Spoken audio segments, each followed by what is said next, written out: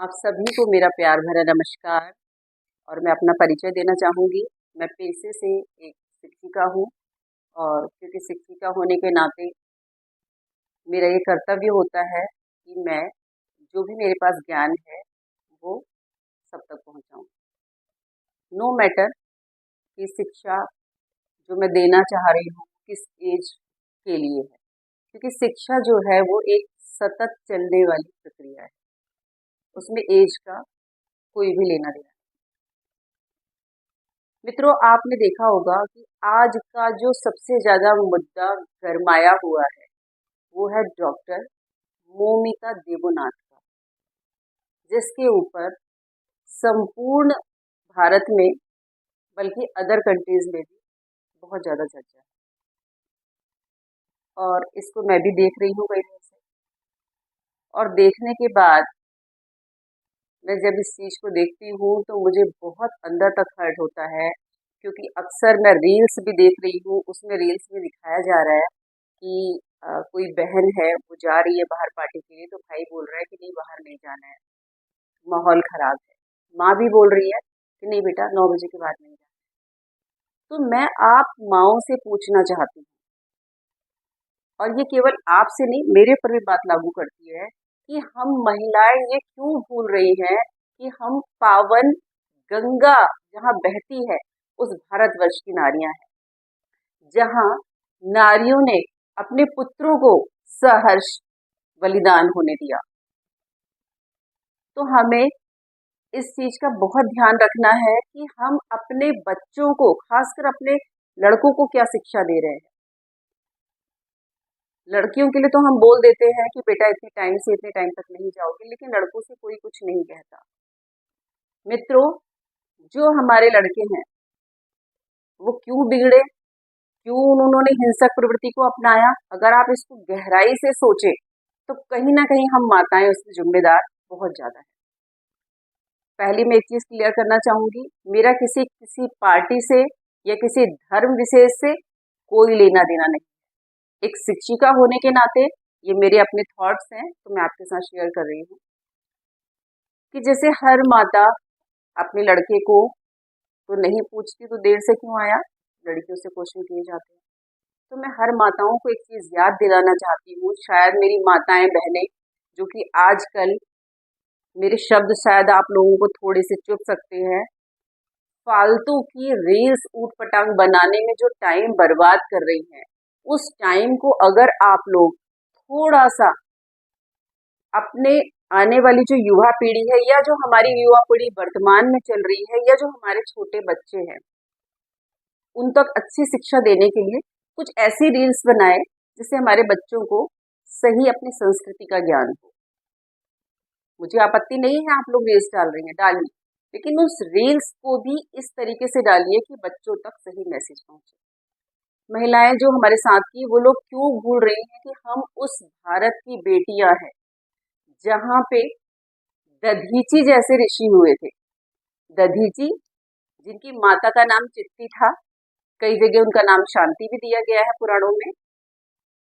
तो दधीची जी को जब ये पता लगा कि उनकी हड्डियों का वज्र बनाकर असुरों का संहार हो सकता है, तो उन्हें सहर्ष प्राणों का त्याग कर दिया। और माता चित्ती का इसमें बहुत बड़ा रोल था, क्योंकि दधीची जी का जो अपनी अस्थियों का दान देना था, मृत्यु का वर्ण करना था, वो सबने देखा। लेकिन जो माता थी चित्ती, और शांति नाम दिया हुआ है, अलग अलग नाम दिए हुए हैं फ्रेंड्स, लेकिन मैटर ये नहीं है, मैटर ये है कि माँ की क्या भूमिका थी। माँ ने भी उस पुत्र को नहीं रोका, उसे धर्म की रक्षा के लिए, मनुष्यता की रक्षा के लिए, प्राणों की बलि देने के लिए सहर्ष आज्ञा दे दी। और दधीची जी ने जब ये सुना कि असुरों का संहार उनकी हड्डियों से बने वज्र से हो सकता है, तो उन्होंने प्राण त्याग दिया। तो उसमें माँ की भूमिका थी, क्योंकि माँ ने शुरू से जब शिक्षा दी तो वो वही चीज उनके मस्तिष्क में बैठती चली गई। दूसरा उदाहरण देखते हैं, महिलाएं जो हमारे साथ ये सब देख रही हैं, बहनें भी देख रही हैं, पुरुष भी देख रहे हैं। दूसरा उदाहरण देखिए, पन्ना धाय का नाम सबको पता है। जो नई पीढ़ी है वो नहीं पढ़ते, उतना ध्यान नहीं देते, लेकिन जो मेरी एज की है या जो मेरे से थोड़े और ज्यादा एज के हैं, वो सब जानते हैं कि पन्नाध्याय जो थी वो राजवंश के लिए कितनी कर्तव्य परायण थी। उन्होंने अपने ऊपर राजवंश की जो जिम्मेवारी थी उसको बखूबी निभाया। जो उदय सिंह थे राजा के पुत्र, उनकी रक्षा करने के लिए उनको एक बारी जाति की महिला के हाथों एक टोकरी में रख के पत्तों से ढक के चित्तौड़ पहुंचा दिया। और जो बनवीर उनकी हत्या करने के लिए आ रहा था उदय सिंह की, उसकी जगह अपने पुत्र को रख दिया। और जब उसने प्रश्न पूछा कि उदय सिंह कहाँ है, तो उसने केवल उंगली से इशारा किया, क्योंकि माँ थी, और अपने पुत्र का हंसते हुए बलिदान दे दिया। तीसरा उदाहरण देख लेते हैं। माता यशोधरा और बुद्ध, जिनके बारे में हर कोई जानता है। बुद्ध के लिए कहा जाता है कि उनके लिए उनके पिता को शुरू में ही बता दिया गया था कि बच्चा जो है विरक्त होगा, गृहस्थ में इसका मन नहीं लगेगा। राजा ने सब प्रकार से यत्न किए और उनको इन चीजों से दूर रखा। उनका विवाह यशोधरा नामक एक सुंदर युवती से हुआ और इनका नाम बुद्ध होने से पहले सिद्धार्थ था। लेकिन एक टाइम ऐसा आया कि वो उन्हें विरक्त होना था, वो विरक्त हुए और रात में चुपचाप घर से चले गए। तो उनके जाने के बाद मैं बात कर रही हूँ हमारे देश की महिलाओं के लिए कितना त्याग था। तो यशोधरा जी अपनी एक सहेली से कह रही हैं, ये मैं दिनकर जी की बात कर रही हूँ, जो दिनकर जी ने यशोधरा की बात की है, और कि मुझे नहीं पता, मैं दिनकर जी की बात कर रही हूँ। तो उन्होंने ये कहा यशोधरा जी ने अपनी दासी से कि सिद्धि हेतु स्वामी गए, ये गर्व की बात है। सिद्धि हेतु स्वामी गए गर्व की बात है, पर सखी वो मुझसे कह के जाते, अगर बताते तो क्या मुझे वो रास्ते का व्यवधान ही पाते। तो यशोधरा को केवल इस बात का दुख है कि पति गए, ठीक है, सिद्धि हेतु गए, मुझे कोई कष्ट नहीं है, लेकिन अगर वो मुझे बता देते तो मैं उनके रास्ते का व्यवधान कभी नहीं करती। फिर जब बुद्ध को ज्ञान प्राप्त हुआ, वो वापस आए, तो मिलने के लिए यशोधरा के कक्ष में गए। वहां जाकर के बुद्ध ने बोला भिक्षाम देहि। इतना कहना था कि यशोधरा ने अपने पुत्र राहुल का हाथ पकड़ करके उनको सौंप दिया। तो हम उस देश की नारियां हैं जहां पे हमने अपने देश के लिए, अपने समाज की सुरक्षा के लिए अपने पुत्रों तक का भी मोह नहीं किया। और मैं आपसे तो ऐसा करने के लिए बिल्कुल भी नहीं कह रही हूँ कि आप भी करिए। मैं सिर्फ इतना ही मैसेज देना चाह रही हूँ इस वीडियो के माध्यम से कि जो उन महिलाओं ने किया वो तो इतना बड़ा त्याग था कि वो इस समय तो बिल्कुल नामुमकिन सी बात है, कोई भी नहीं कर सकता। लेकिन हम लोग जो कर सकते हैं वो क्या कर सकते हैं, जो हमारे पुत्र छोटे हैं, चाहे वो युवा है, चाहे वो एक टीनेजर है, मतलब मेरे कहने का है या तो बहुत छोटे या टीनेजर या युवावस्था के जो प्राप्त, उन्हें आप शुरू से ये बताते चलिए कि उन्हें मर्यादा पुरुषोत्तम राम बनना है। और इसके लिए आपको भी थोड़ा बहुत अपने अंदर चेंजेस लाने होंगे। मैं अक्सर देखती हूँ सोशल मीडिया में, तो उसमें दिखता है कि लेडीज सुबह उठते ही वीडियो बनाना है, रील बनानी है, फेसबुक पे अपलोड करना है, इधर अपलोड करना है, लाइक्स देखना है, कमेंट्स देखना है, सब्सक्राइबर देखना है। ये मत देखिए, केवल और केवल ये देखिए कि हम अपने देश की बेटियों को कैसे सुरक्षित रख सकते हैं। तो बेटों को ज्ञान देने के लिए आपने अपने अंदर भी चेंजेस लाने हैं। अपने संस्कृति को मत भूलो, आधुनिक हो लेकिन अंधानुकरण मत करो। सुबह उठकर जब आप पूजा पाठ करती हैं, मुझे पता है आज की भागती दौड़ती जिंदगी में किसी के पास इतना टाइम नहीं है कि वो डेली रामचरितमानस का पाठ कर सके, लेकिन उसमें से जो महत्वपूर्ण बात है श्री रामचंद्र जी के चरित्र की, वो अपने बच्चों को बचपन से ही समझाएं कि मर्यादा पुरुषोत्तम क्या थे, किस तरीके से उन्होंने मर्यादा का पालन किया और किस तरीके से उन्होंने सीता माता के लिए युद्ध करा और सीता को लेकर के आए, कभी कोई गलत काम नहीं किया। सूर्पनखा की बात देख लीजिए, जो लक्ष्मण जी और श्री रामचंद्र जी दोनों से विवाह के लिए कहती है, लेकिन ये दोनों मना कर देते हैं, और वो सुंदर रूप बना करके आई, लेकिन क्योंकि एक पत्नीधारी थे तो श्री रामचंद्र जी ने ऐसा नहीं किया। तो मैं चाहती हूँ आप अपने बच्चों को राम का पाठ उनके बचपन से ही समझाएं। अधिकतर क्या होता है, माएँ सुबह उठ करके फोन बच्चों को हाथ में देकर के अपने जो रूटीन के काम है उन्हें करने में लग जाती है। उन्हें ये लगता है हम डिस्टर्ब ना हो, जल्दी जल्दी काम निपटाएं और फिर हम रील्स बनाएं। मेरी बहनों, आपको नहीं पता जिस टाइम आप अपना काम निपटा रही हैं आपका बच्चा इंटरनेट में क्या देख रहा है। जो इंटरनेट मिला है वो हमें इतना बड़ा वरदान मिला है कि उसका अगर हम सही यूज करें तो हम कहां से कहां पहुंच सकते हैं। लेकिन उसका एक साइड इफेक्ट भी हुआ है, उसमें ऐसा कुछ है जिसको देख के हमारे बच्चों की जो मानसिकता है वो विकृत होती चली जा रही है। उससे बचने के लिए मेरी बहनों, मैं आपसे निवेदन करना चाहती हूँ, आप सभी लोग अपने अंदर चेंजेस लेकर के आइए। डेली रामचरितमानस का पाठ न कर पाए, रामचंद्र जी के चरित्र को भी आप बच्चे, छोटे से बच्चे से बताना शुरू करें तो बच्चा जरूर सीखेगा। अब बच्चा अगर देख ही वीडियो रहा है, उल्टी सीधी वीडियोस देख रहा है, उसके अंदर एक हिंसक प्रवृत्ति आ रही है और हिंसक प्रवृत्ति के होते ही बाद में जब पता चलता है कि फला फला जगह ये घटना हो गई, और जब माँ को पता चलता है, जो उस बच्चे की माँ है, तो उस माँ की जो दिल की व्यथा है वो बताई नहीं जा सकती। जैसे हमारी मौमिता टेली डॉक्टर के साथ हुआ, तो उनकी माँ का इंटरव्यू मैंने देखा था। वो सिंपली कह रही है कि मेरा बेटा तो पुलिस महकमे में था, सुबह जाता था, मुझे इस बारे में कुछ नहीं पता, अगर मेरे बेटे ने किया है तो बहुत गलत किया है। तो वो स्थिति मेरी बहनों हम और आप तक ना आने पाए।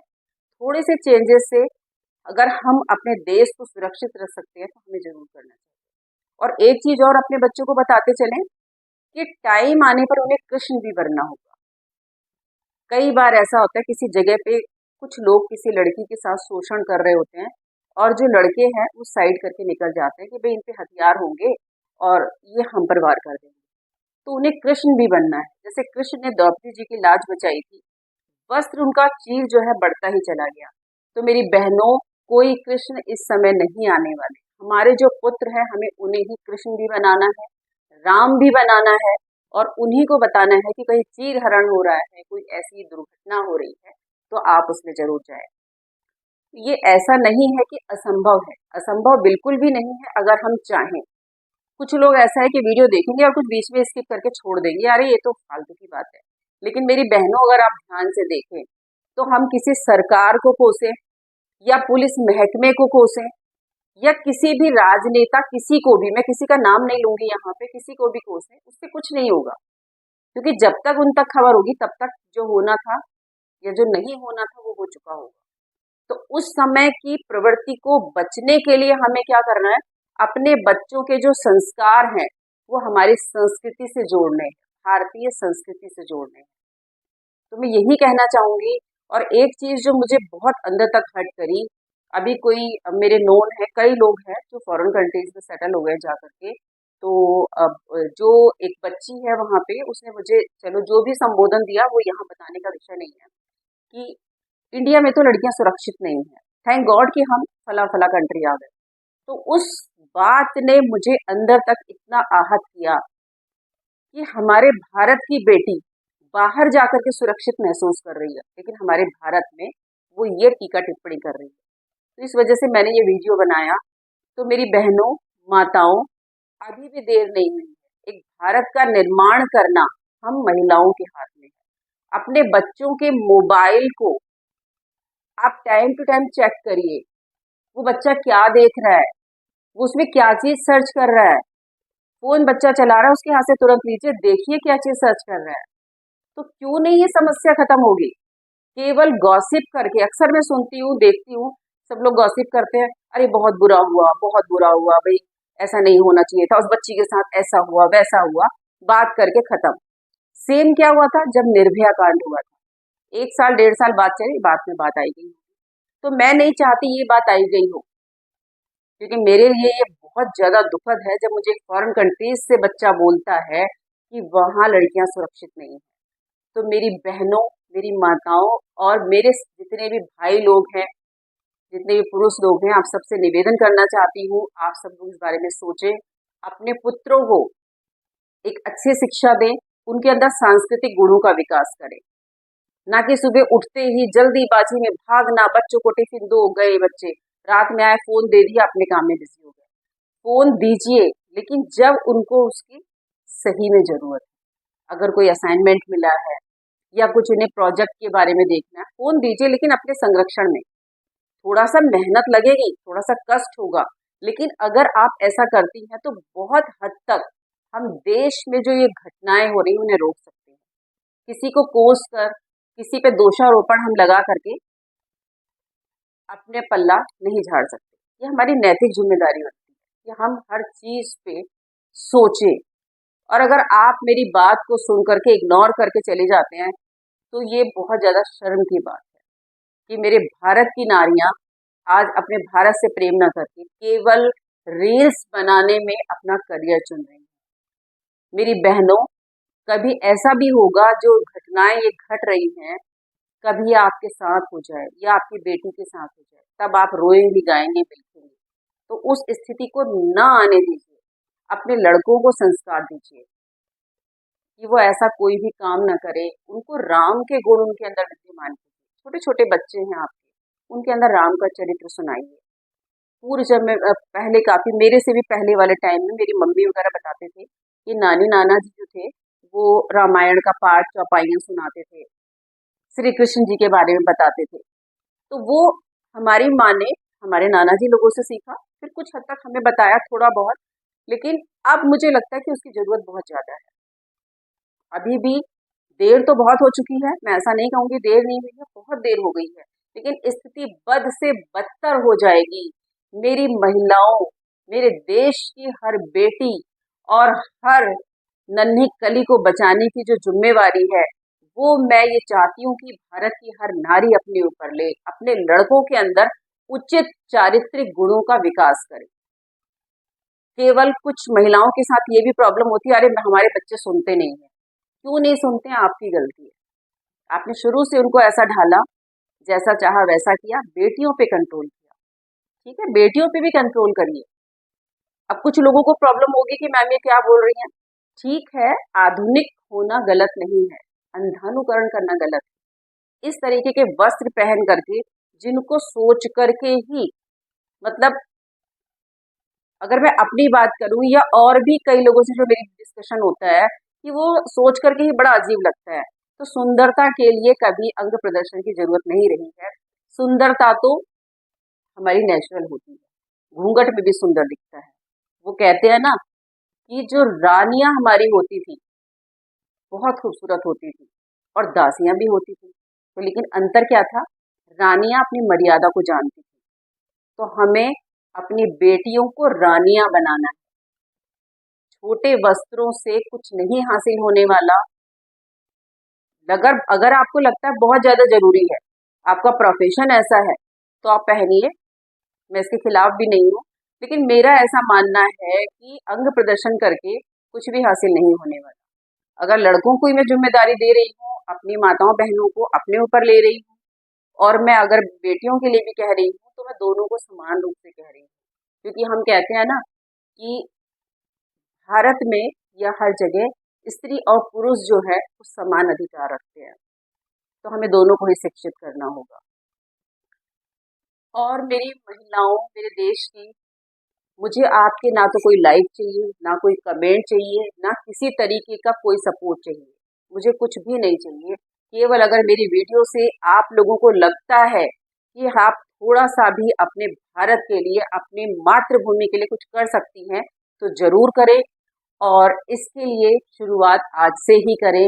अपने पुत्रों को भी समझाएं, पुत्रियों को भी समझाएं। और जो मैंने बताया कि राम जी का जो पावन चरित्र है, उसके बारे में अपने बच्चों को जरूर बताएं। क्योंकि हम में से ही कई माताएं ऐसी हैं जो इस समय वीडियो भी देख रही होंगी, तो उनके बेटे कुछ दूध खिला रहे होंगे, क्योंकि उन्हें पता ही नहीं होगा कि बेटे क्या कर रहे हैं। तो आप लोग थोड़ा सा तो एक अपने बच्चों के मोबाइल पे ध्यान दीजिए कि बच्चा मोबाइल कितना यूज कर रहा है, क्या यूज कर रहा है, उस पर पूरी नजर रखिए। तो मैं अपने देशवासियों से एक बार फिर से कहना चाहूंगी, निवेदन करना चाहूंगी कि इस बारे में सोचें और इसको अमल में लाएं। ये मैंने वीडियो इसलिए नहीं डाला कि मुझे आपके लाइक्स चाहिए, कमेंट्स चाहिए। हाँ, कुछ लोग अराजक तत्व जैसे हर जगह होते हैं, तो वो कुछ इसमें उल्टे सीधे कमेंट करेंगे, तो हार्डली मैटर, मेरे लिए कोई मैटर नहीं करता, क्योंकि मैं पेशे से शिक्षिका हूँ। तो मेरा ये दायित्व है, मेरा नैतिक कर्तव्य है कि मैं समाज के लिए कुछ करूं। तो जो इस तरीके के अराजक तत्व होंगे जो इस तरीके कमेंट्स डालेंगे, बहुत जल्दी उनको नोटिस कर लिया जाएगा कौन है, कहाँ है, और वहाँ उनका पता लगाकर पूरी टीम वहाँ जाकर के उसको उठा करके लेकर के आएगी कि किसने किस तरीके के कमेंट करे। तो ठीक है, धन्यवाद आप सभी का मेरी बात को सुनने के लिए, और इस पे अमल कीजिएगा। जय हिंद, जय भारत।